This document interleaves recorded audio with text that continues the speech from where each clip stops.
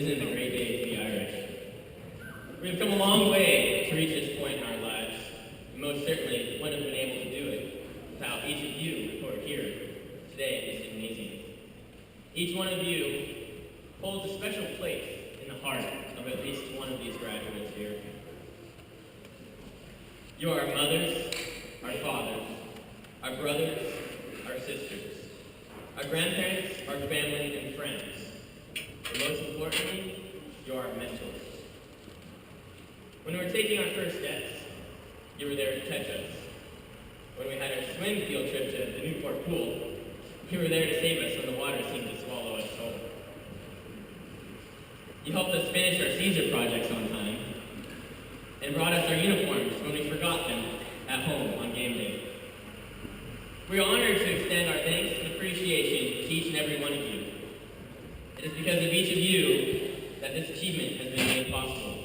And here we are today, sitting at a fork in our path, deciding whether to go left or to go right. Thank you. Now, when I say right and left, I'm not talking about politics. Rather, I'm talking about the path of right and the path of wrong. My good friend Matthew tells me to enter through the gate that is narrow, for wide is the gate and broad is the road that leads to destruction. But small is the gate and narrow the road that leads to life. It's unbelievably easy to slip up and find yourself following a path of destruction. You can't control the world, remember that, graduates. But there is one thing you can control. That is yourself. As you step into the real world, you must understand this. The only thing you can control is yourself. The catch?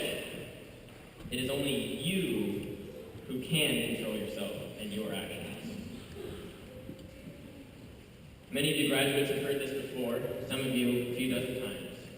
But there are two fundamentals to follow that will always lead you to success. Whether it be in the classroom, on the playing field, or in your relationships. If you put forth hard work and exercise self-discipline, success will always follow suit. The result of hard work is that of choice. Don't end up flipping burgers because you have to, but flip burgers because you chose to. With hard work comes a greater range of options to choose from. Exercise self-discipline and integrity. You'll never know when it might come back. An elderly carpenter was ready to retire.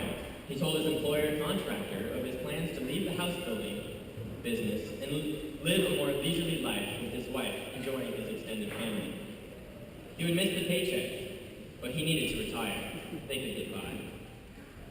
The contractor was sorry to see his good worker go and asked if he could build just one more house as a personal favor.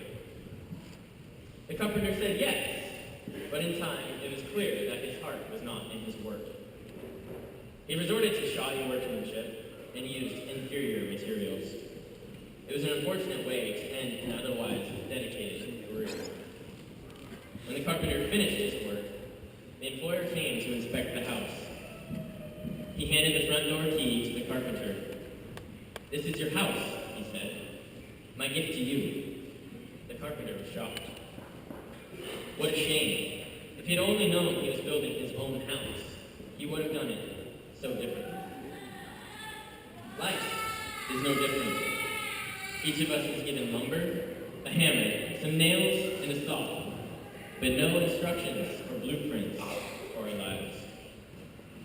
If we ignore a bent nail here, a split board there, and a wall out of plumb, we may find ourselves living in a ramshackle cabin where a beautiful home might have stood. Then we step back for a good look and recognize that we were the carpenters in charge. Build your home with pride. Use the right tools. Get the education you need. Learn from a master. Take no shortcuts. Finish it with the finest touch. Graduates of 2013, do this one thing. Forget what is behind and strain toward what is ahead. Press on toward the goal to win the prize for which God has called you to.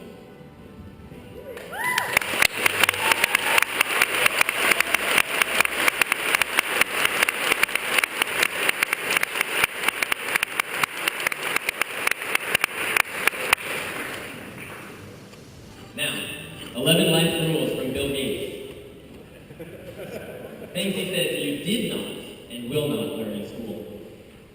Rule number 1, life is not fair. Get used to it. Rule number 2, the world won't care about your self-esteem. The world will expect you to accomplish something before you feel good about yourself. Rule number 3, you will not make $40,000 a year right out of high school. You won't be a vice president with a car phone until you earn both. Rule number 4, you think your teacher is tough. Wait till you get a boss. He doesn't have tenure. Rule number 5, flipping burgers is not beneath your dignity. Your grandparents had a different word for flipping burgers. They called it opportunity. Mr. Conway. Rule number 6, if you mess up, it's not your parents' fault. So don't whine about your mistakes. Learn from them. Rule number 7, before you were born, your parents weren't as boring as they are now. They got that way from paying your bills, cleaning your clothes, and listening to you talk about how cool you are. So before you save the rainforest from the parasites of your parents' generation, try to lousing the closet in your own room. Rule number 8, your school may have done away with winners and losers, but life is not. In some schools, they've abolished failing grades, and they'll give you as many times as you want to get the right answer. This doesn't bear the slightest resemblance to anything in real life. Rule number 9, life is not divided into semesters. You don't get summers off, and very few employers are interested in helping you find yourself. Do that on your own time. Rule number 10, television is not real life. In real life, people actually have to leave the coffee shop and go to their job. And finally, rule number 11, one that speaks to me a lot. Be nice to nerds. Chances are you'll end up working for one.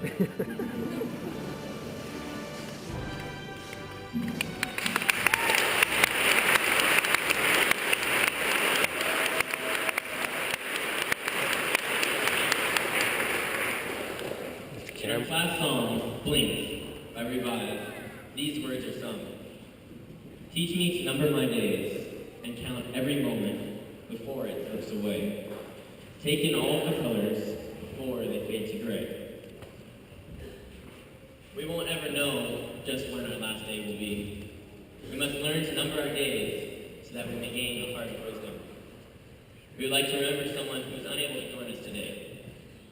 Many of us attended It's a New Day preschool, where we were accompanied by Benjamin Cohen, son of Zane and Rita Cohen. Benjamin passed away suddenly in 1999 at the age of 4. Benjamin would have been graduating with us today. At this time, I ask that you please join me in a moment of silence to honor Ben.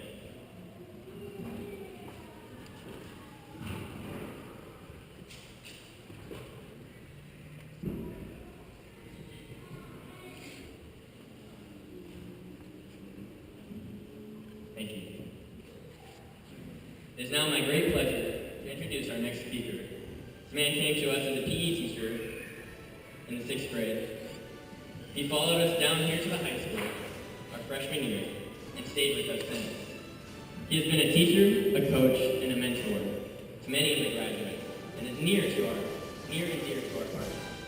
I am honored to introduce our guest speaker, Mr. Mike Closure.